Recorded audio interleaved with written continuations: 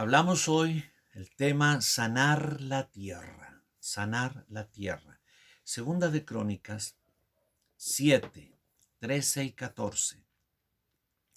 Si yo cerrare los cielos para que no haya lluvia, y si mandare a la langosta que consuma la tierra, o si enviare pestilencia a mi pueblo, si se humillare mi pueblo, sobre el cual mi nombre es invocado, y oraren y buscaren mi rostro, y se convirtieren de sus malos caminos, entonces yo oiré desde los cielos, y perdonaré sus pecados, y sanaré su tierra.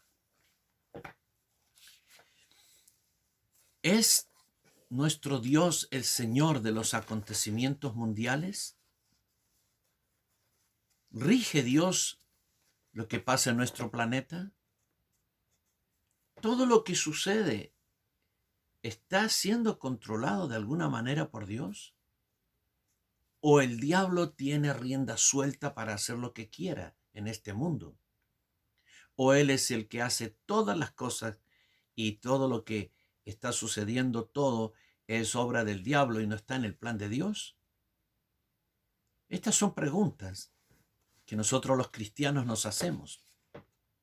Porque si bien el diablo hace muchas cosas, le es permitido hacer muchas cosas, las cosas que el diablo hace, todas están dentro de la permisión y el plan de Dios. Dios es el que rige la historia, no es el diablo.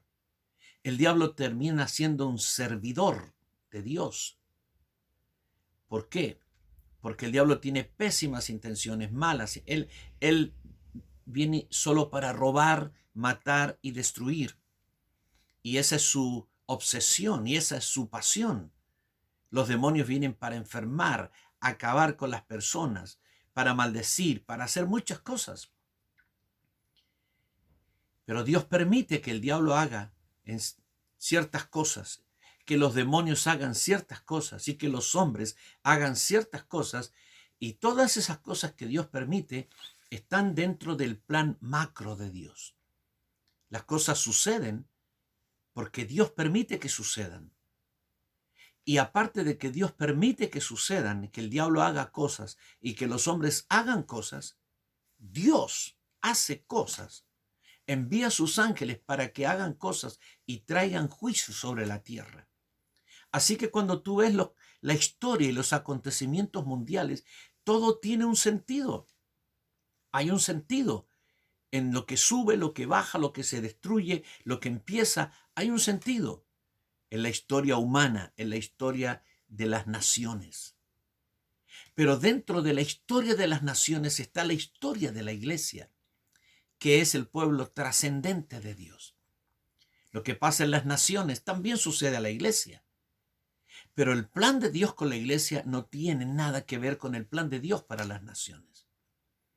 Las naciones de la tierra, los gentiles. Tú sabes que hay tres pueblos. Tres pueblos.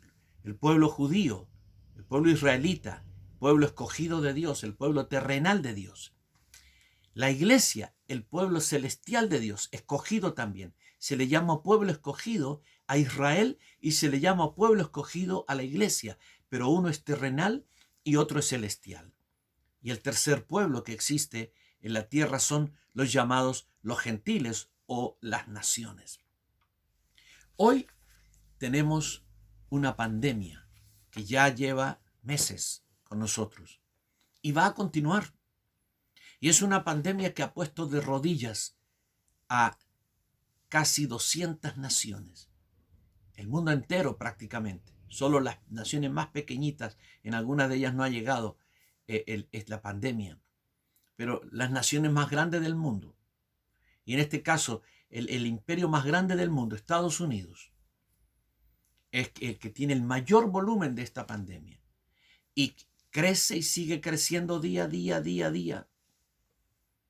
Y aún en nuestras naciones que son más pequeñas, el virus crece y avanza día tras día. ¿Está esto descontrolado? ¿Hay un plan? Sí hay un plan. Dios está en esta pandemia. Es más, Dios ha enviado esta pandemia. Tenemos que leer el tiempo. Mira lo que el tiempo divino, el tiempo Kairos.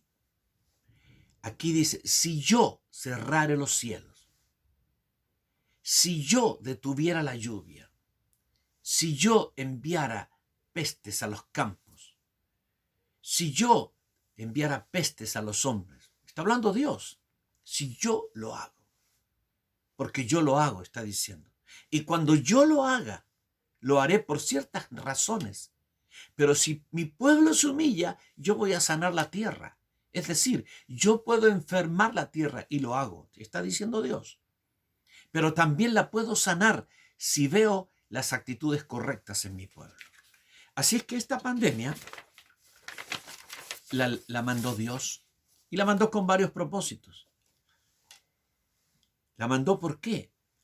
Porque hay tres faltas gravísimas, que el mundo y la iglesia hemos estado cometiendo. La primera de estas faltas es la soberbia, la altanería, la arrogancia, el saber que somos capaces de hacer tantas cosas. Mira, la sociedad humana ha crecido tanto, el conocimiento se ha multiplicado tanto, la tecnología ha avanzado tanto, tanto. Tenemos una explosión de conocimiento, tecnología, avance. El hombre se hace cada vez más poderoso en lo que sabe, en lo que tiene y en lo que hace. Por otro lado, la iglesia. La iglesia se ha vuelto altanera, soberbia con Dios. ¿Sí? Muchas de nuestras congregaciones son como la iglesia de la Odisea. La Odisea es una fotografía de lo que son muchas de nuestras congregaciones y de nuestras actitudes. No, yo soy rico, yo ya sé, yo no necesito de nada, yo tengo todo, soy poderoso, tengo muchas cosas de esto, de lo otro. Algunos están ensoberbecidos en la cantidad de gente que tienen. Algunos ensoberbecidos en los ministerios musicales que tienen, algunos ensoberbecidos en el conocimiento bíblico que tiene, pero la soberbia entra al corazón y nos convierte en cristianos deformes. Y este no es solo un problema de la sociedad, es un problema de la iglesia. Este virus de soberbia, altanería, orgullo y suficiencia que está en el mundo, está en la iglesia. Y esto Dios lo está juzgando el día de hoy. La segunda cosa que Dios está juzgando y en el mundo y en la iglesia es el alejamiento de Dios. En el mundo el mundo se va alejando cada vez más y más y más de Dios. La Biblia fue sacada de los lugares de enseñanza, de las escuelas. En muchos lugares se prohíbe hablar de Dios en las instituciones educativas. Dios fue sacado de casi todos los lugares del mundo. Hay un crecimiento del ateísmo y el ateísmo es uno de los movimientos que más crece en el mundo. En nuestro país, en Chile, en encuestas que se hacen en la calle, lo que la gente piensa, lo que la gente dice, lo que la gente cree, que son encuestas mucho más fidedignas que lo que hacen los censos. En los censos alguien llega a la casa y la abuelita dice, en mi casa son todos católicos y la otra casa son todos evangélicos, y a lo mejor ella es evangélica y los demás no lo son. Entonces los censos que hacen las naciones son de alguna manera mentirosos, pero no mentirosos voluntariamente, sino que nos dan lo que dice el que recibe al censista. Pero en la calle a boca de jarro, la gente te dice lo que realmente cree. Y lo que dicen estas encuestas en la calle es que en nuestro país, en Chile, donde vivimos nosotros, el 38% de la población son ateos o agnósticos. Dejaron de creer en Dios. Sus padres creían en Dios, pero son ateos o agnósticos. Los católicos son cada vez menos y los evangélicos no son tantos como a veces pensamos. Esta es la realidad. El mundo se ha alejado de Dios y esto está pasando en toda la tierra, en todos los países. Y la iglesia también nos hemos alejado de Dios. hemos dejado de orar como oraban nuestros abuelos, hemos dejado de buscar a Dios, hemos dejado de estar en la presencia de Dios, de ser serios, severos con Dios en nuestra relación con el Señor. Y por otro lado, malos caminos. El mundo se aparta, se aparta, se aparta y va rompiendo reglas y va rompiendo toda clase de principios cristianos. Pero la iglesia también, la mundanalidad ha entrado, la mundanalidad ha entrado. ¿Entiendes? Lo que pasa en el mundo, pasa en la iglesia. Y Dios finalmente tomó control y frenó el mundo. El mundo está frenado, la economía está frenada, la educación está frenada, lo empresarial está frenado, todo está frenado. Dios nos mandó a los hogares. ¿Sabes a qué? A reflexionar, a reflexionar. Dios tiene muchas formas de alcanzar su propósito. Primero nos predica, nos habla. Los predicadores nos vienen diciendo esto hace mucho tiempo, pero no escuchamos. Habla en visiones, habla en sueños, manda profecías, tampoco escuchamos. Entonces toca las cosas materiales, las cosas físicas, y recién empezamos a escuchar. Ahora hay dos clases de reprensión y juicio y castigo que Dios hace. Al mundo, castigos punitivos. A la iglesia, castigos correctivos. Pero la iglesia no se librará de la disciplina de Dios. La disciplina de Dios es para la iglesia. Dios disciplina a sus hijos, castiga a sus hijos para corregirlos y disciplinarlos. En el mundo hay castigos punitivos que son por causa de sus pecados también.